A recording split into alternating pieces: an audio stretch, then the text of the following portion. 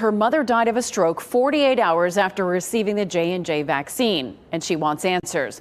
That's because the death certificate lists the vaccine as a contributing cause of her mom's death. Amanda Lamb has been looking into the case and joins us live from Raleigh.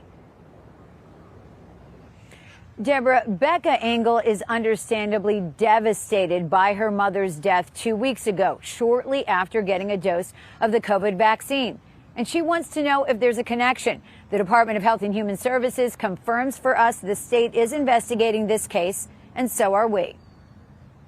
As a college professor who worked in person with her students and spent lots of time caring for her two grandchildren, she was just the best person. 63-year-old Virginia Ellington was counting the days until she could be vaccinated against COVID-19. I have texts from her saying how excited she was to get it. Ellington's daughter, who lives in Chapel Hill, tells WREL her mother and father got the Johnson & Johnson vaccine on the morning of Monday, March 8th at the Watauga Health Center in Boone. Like my dad said, she was feeling very tired. She even asked him, what are the side effects of the vaccine? Ellington went to work Tuesday but was still feeling unwell, according to her family.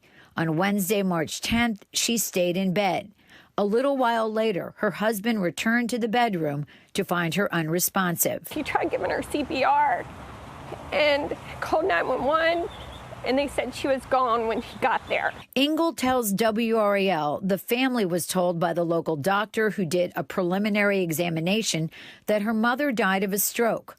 The local medical examiner, a paramedic, and a teacher who signed the death certificate wrote that the vaccine was one of the, quote, significant conditions contributing to her death. We were all shocked when we saw that that was even on there, that it said J&J vaccine. Engel, who is an online influencer, posted her mother's story on TikTok, raising the question as to whether there could be a link between the vaccine and her mother's death.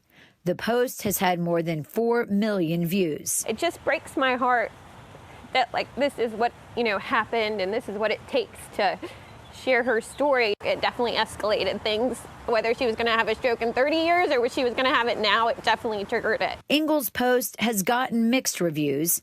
TikTok even placed a warning on it. Engel says her mother was in good health prior to her death. Did your mom have any underlying conditions that she was aware of? I mean, high blood pressure runs in her family, strokes run in her family. The vaccine is appropriate for everybody, independent of the family history or the personal history. Dr. Stefan Moll is a medical professor, researcher, and hematologist at UNC. He believes connecting the vaccine to a stroke is a rush to judgment. I think that was an assumption that should not have gone into a death certificate. According to the CDC, 795,000 people in the United States have strokes every year. North Carolina has one of the highest rates, 26,000 per year or 70 per day. Some people will develop a stroke and have had the vaccine, but that's a coincidental occurrence. So far, the CDC has found no evidence of a connection between the vaccines and strokes. But Moll says the only way to know for sure is to do an autopsy. So I'm a big proponent of doing autopsies to learn things and not just to assume things. The State Department of Health and Human Services has referred Ellington's case to the Office of the State Medical Examiner for an autopsy. They gave us a statement which says, in part, the death investigation for this case is in the preliminary stage, which is why the death certificate says pending. After an autopsy examination by one of our regional autopsy centers, the preliminary results do not show that this death was related to a vaccine or vaccination. The final state medical examiner's report could take several months to complete. Everyone's having their moments and grieves differently, and breaks down. A painful process for a daughter seeking answers. Again, I'm not here to say, you shouldn't take it. I'm just saying, raise awareness there. You should check on your loved ones if they are getting it. If that is even an association, it's a rare one. It should not sway away anybody from getting the vaccine.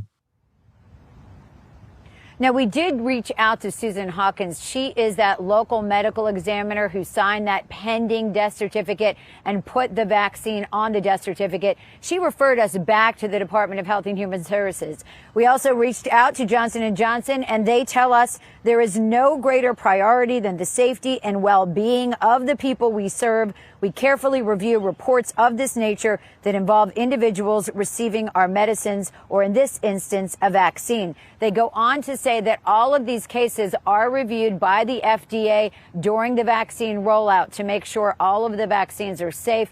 And again, that report, that autopsy report, Deborah, is not expected for 60 to 90 days. But hopefully at that time, Ingle and her family will get the answers they're looking for.